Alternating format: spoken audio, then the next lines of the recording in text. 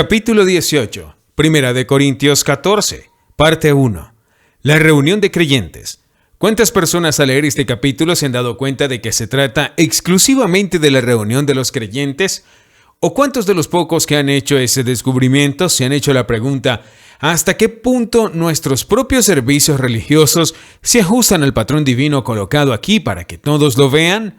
¿Podría algo ser menos parecido a este patrón que la aburrida letalidad de la monotonía de una sola voz de las reuniones dominicales en las iglesias y capillas que conocemos? ¿Queda siquiera un soplo de este fuego antiguo? Esta declaración celestial, esta atmósfera milagrosa, esta adoración que cautiva el alma, es consciente de Cristo, cambia la vida y magnifica a Dios entre las brasas muertas de las letanías y las eucaristías cantadas y las conferencias y los mudos silenciosos, los maitines y las vísperas y las comuniones de hoy. Y si por otro lado está familiarizado con este movimiento pentecostal y ha asistido a una buena reunión en vivo de la partición del pan en una asamblea vital, le pregunto si puede imaginar algo mucho más parecido a este patrón de las Escrituras que uno de esos servicios. ¿Cuál es correcto bíblicamente? ¿La letalidad de las iglesias o la vivacidad de Pentecostés? Entonces, dado que es una clave para una comprensión adecuada de este capítulo, enfatizaré lo que sugerí en un capítulo anterior, capítulo 3, que no solo este capítulo, sino cada uno de los capítulos del 10 al 14 tiene como tema la reunión de los creyentes para el culto y la fracción del pan. Entre otros versículos compararé el 10:16, el 11:18, el 14:6, el 12, el 9, el 23, y estar seguros de que el Señor realmente está dando instrucciones para la conducta apropiada de nuestras reuniones de creyentes. Tomemos los últimos tres en orden inverso. En todas las iglesias de los santos. ¿Cómo es pues, hermanos, cuando os reunís? Sí, pues toda la iglesia se reúne. Dividamos el capítulo como lo hicimos con los capítulos 12 y 13, teniendo presente, sin embargo, que el tema no es exactamente el mismo que en los capítulos anteriores, porque aquí ya hemos dado un comentario casi completo en los tres capítulos sobre lenguas, interpretación de lenguas y profecía. Sin embargo, quedan algunos pensamientos que podemos recoger a medida que, como Ruth, con preciosas brazadas de grano, pasamos una vez más por el familiar campo fértil. 1. Seguid el amor y desead los dones espirituales, pero sobre todo que profeticéis. 2. Porque el que habla en lenguas desconocidas no habla a los hombres, sino a Dios, porque nadie le entiende, aunque en el espíritu habla misterios. Mas el que profetiza habla a los hombres para edificación, exhortación y consolación. 4. El que habla en lengua desconocida a sí mismo se edifica, mas el que profetiza edifica a la iglesia. 5. Quisiera que todos hablaran en lenguas, pero más que profeticen, porque mayor es el que profetiza que el que habla en lenguas, a menos que las interprete para que la iglesia reciba edificación. Esta porción da una comparación de lenguas y profecía.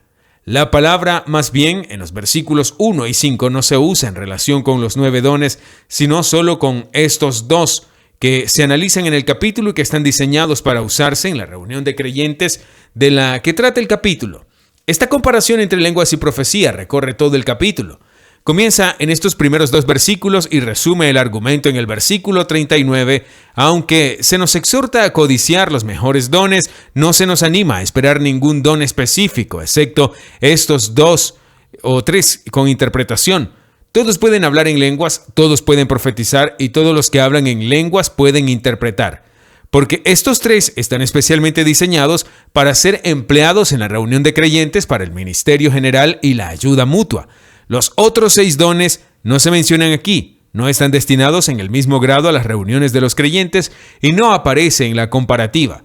En lo que se refiere a los dones restantes y más grandes, destinados como están a un misterio más amplio que el exclusivamente de edificación en las reuniones de la asamblea.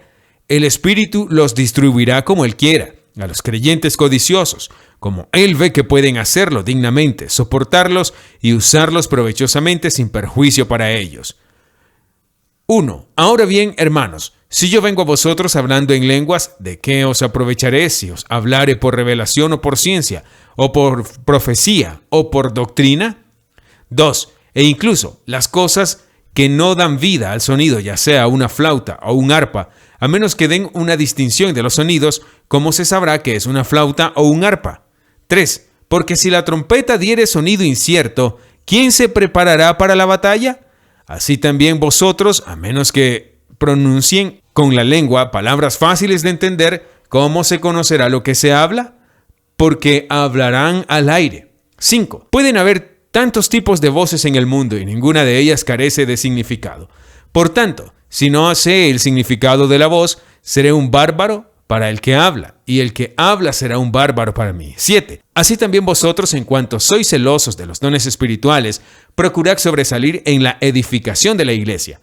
8. Por tanto, el que habla en lengua desconocida, ore para poder interpretar. Ahora bien, el argumento se reduce a una consideración del don de lenguas y el pensamiento principal al que el espíritu presta una atención muy paciente y un cuidado minucioso es que las lenguas son intencionadamente un tanto inteligibles, según vayan o no acompañadas de interpretación. En privado, la incoherencia de las lenguas no es inconveniente porque el espíritu las entiende y la mente no necesita entender, pero en público esta misma circunstancia se hace necesaria la interpretación, porque los espíritus de otros solo pueden ser edificados por las lenguas cuando sus mentes son informadas del significado a través de la interpretación. El versículo 6 muestra lo que he mencionado varias veces, la combinación de los dones en la edificación de la iglesia. Cualquiera que sea el grado de revelación que pueda contener la lengua, ¿de qué servirá a otros a menos que se empleara algún don adicional para dar a conocer estas revelaciones?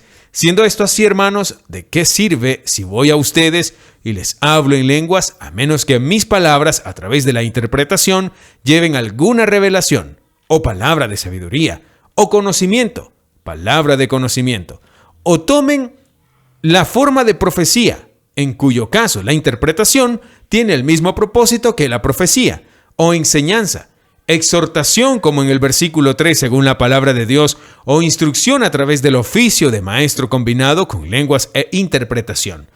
Esta traducción moderna con mis paréntesis añadidos. Luego, en los versículos 7 al 11 hay 3 ilustraciones de esta necesidad de interpretación en lo que concierne a otros. El primero es de instrumentos musicales. Los instrumentos musicales, como las flautas y las arpas, deben hacer dos cosas a la vez. Pueden producir sonido y significado. También deben hacerlo estos dones. Este es el propósito de su combinación, ya que algunos de los instrumentos, como las lenguas, no son capaces por sí solos de transmitir sus significados.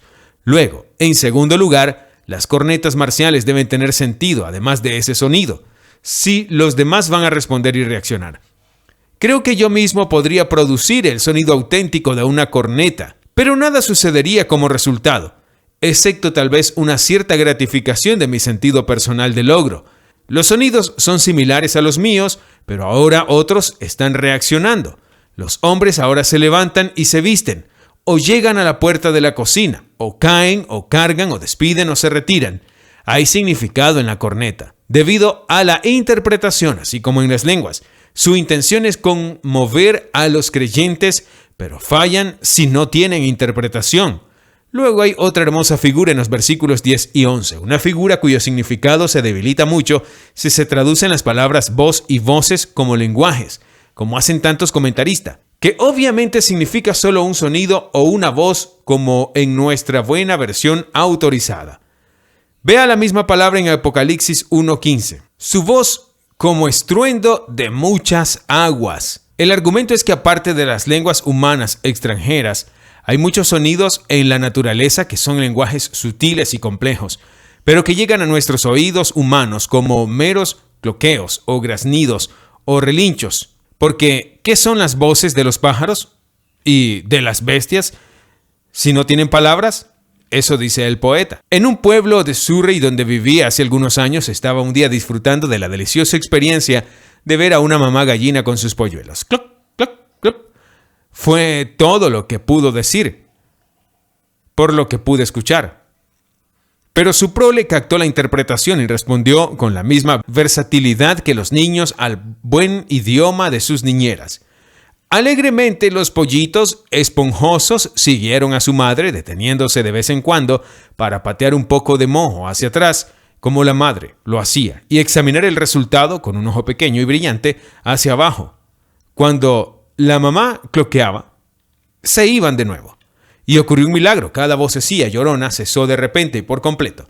Los polluelos acudieron en masa a las piernas de la madre y la siguieron en orden marcial hasta un viejo cobertizo donde la madre abrió una docena de puertas en sus plumas, en donde su familia desapareció en silencio. Estaba interesado, por no decir asombrado. ¿Qué había dicho mamá? Cloc, fue todo lo que escuché. No pensemos que las lenguas no significan nada, aunque para ti no sean más que sonidos. Son lenguajes ricos para los que disfrutan de la interpretación en el mismo espíritu. Por otro lado, no permitamos que los que hablamos en lenguas nos dirijamos a nosotros mismos en presencia de otros términos que no pueden ser entendidos por ellos. No hablemos al aire en lenguas, sino más bien hablemos a la iglesia a través del don de interpretación debidamente designado. Pues nótese que el fin principal de estos dones es la edificación, no de nosotros mismos, sino de la iglesia.